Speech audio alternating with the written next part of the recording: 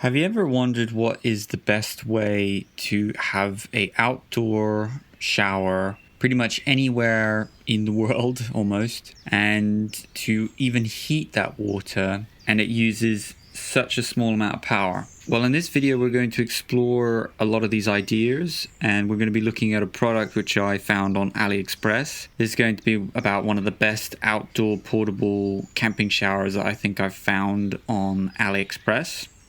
Right now they're doing 11/11 sale at the moment, which is quite a big deal for AliExpress.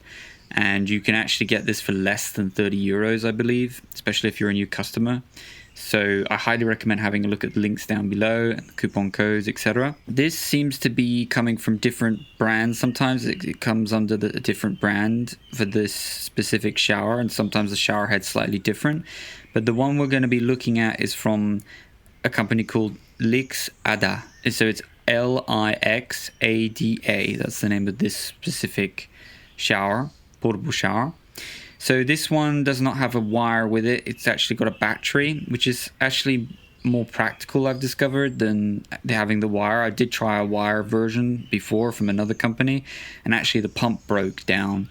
So I do recommend this one because this one hasn't had any issues so far, and I'll let you know in the future how that goes. So we're going to be just looking at how do I heat the water for this shower, because this is not a heated pump. I mean, that would use a lot more power. This is just specifically a portable shower that has a pump, and it has a battery with it, and even has a temperature gauge on it, which is still all very, very useful. And let's just go over some of the features. So on AliExpress, you'll notice that there are different colors. There's green, blue, orange, and gray and black. The gray and black have a slightly different nozzle and a different valve where you turn it on and off. And the colored versions have a slightly different system. I went with the black one because I just liked the color. I thought it was more discreet. And actually the valve being like on and off from where you're standing and not actually having to turn the pump on and off that is a feature that is really, really useful. So what I do is just turn on the shower, and then I would use the valve on and off while I'm standing in the shower space, under the shower. And that's really practical, so you don't have to go into the bucket to try and turn it on and off or something to save water. The unboxing is fine. It was neatly packed. Everything is in the box that you will need. So you can there's little suction cups where you can put it on a wall, and I go over in the video various different methods on how you want to fix it. I decided to fix it with a zippy tie and some little screw eyelets, and I fixed it like this, and it works quite well.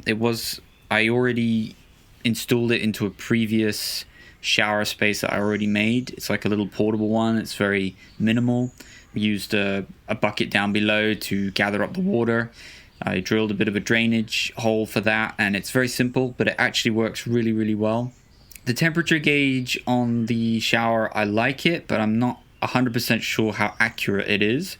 I found that on my 5-liter tank where I use to heat up the water, there might be sometimes like a 2-degree difference, but that's probably, you got to factor in that when you're transferring from one pan to another, you're going to lose a few degrees of temperature. So that's a factor, and the water has to travel down the pipe, and the pipe will also use it needs to be heated up a little bit, so that takes some of the heat as well. So I recommend that you have the water at like 42 degrees inside of the 10-liter bucket or pan, whatever you're using. And then that way, when it's traveling down the pipe, you don't lose too much heat. I like to have a shower that's like pretty warm. I don't want to have a cold shower personally, but you could save some power and use it in a different way. So I'm very happy with the fixing and the simplicity of the shower. The shower actually says that it's rated for IP7X, but I think what they're meaning is actually it's IPX7, which is more of the standard format for writing that. And I believe that from via some research, it means that it can go in water for up to 30 minutes. It can be fully submerged from just researching a little bit on Google. The device weighs 800 grams, and it's got a 6,000 milliamp hour battery, I found that the battery so far has been really good, like surprisingly, for like a 3-minute or 5-minute shower, roughly, because it's like 5 minutes of use, but I use about 3.5 minutes of water. I'll show you how much water I use in 10 liters. I found that it barely drained any percentage on the battery. It's crazy. I've still got, after like 2 or 3 showers, I've still got, it says 100% battery. So it's using very, very little power, which I'm very happy about. And it should last me, I mean, that battery should last for many years. And we'll just see what the pump will be like in the next few years, because I'll be using this shower quite a bit. I like it so far. I'm really quite impressed at how simple and minimal it is. And like I said, I enjoy the features on it. You can get it right now on offer, and have a look at the coupon codes. So you can use a bucket, whatever you want to use. I just happen to have this. Got some hot water in there. Now, one of the ways I like to heat this is with my solar system. I use this. This is like a giant 5-liter kettle. It can actually boil water. It's a really interesting product, actually. I highly recommend researching about it. It's cool. It's from a company called Bread & I guess. Yeah, Bread & And I use this to heat my water. Uses 750 watts, and I can heat up this entire 5-liter tank in about 15 minutes or less. Now, if I want to heat up 10 liters, you can imagine that takes a bit longer. So then that takes, I'll show you inside as well. This isn't a review on this, but this is just one of the ways I heat the water.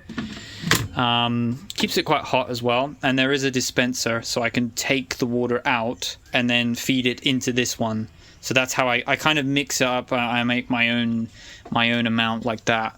So that's one of the ways I heat it up. I have been experimenting with some other ways. If you have any other ideas on how to do that, let me know. I have experimented with heating elements as well, but I just haven't found a simple way to do it. So this was just the simplest way for me to do it. Now I'm going to do a test. I'm going to see how long it takes to drain 10 liters of water. So we've just finished on the lower setting, and it was running for so 10 liters took 3 minutes and I would say 45 seconds to drain. When I had it on high, it took 2 minutes and 45 seconds, just so that you know. And this is how much water is left at the bottom. There's a little bit of water. I mean, you could displace that by putting maybe a brick or something like that in it, maybe. And how much battery have we got? So it says, I've still got 60. So those 2 showers I lost 20%, I think, something like that. It's not too bad. And I even found the lower setting just fine for a shower. If you use a 20-liter bucket of water, then you could have it on the higher pressure. Stay tuned for the future videos. I'm going to be looking at a different solar panel, and I've also been looking at a folding chair from AliExpress. And that's about it. Like, subscribe, and I hope to see you in a future video.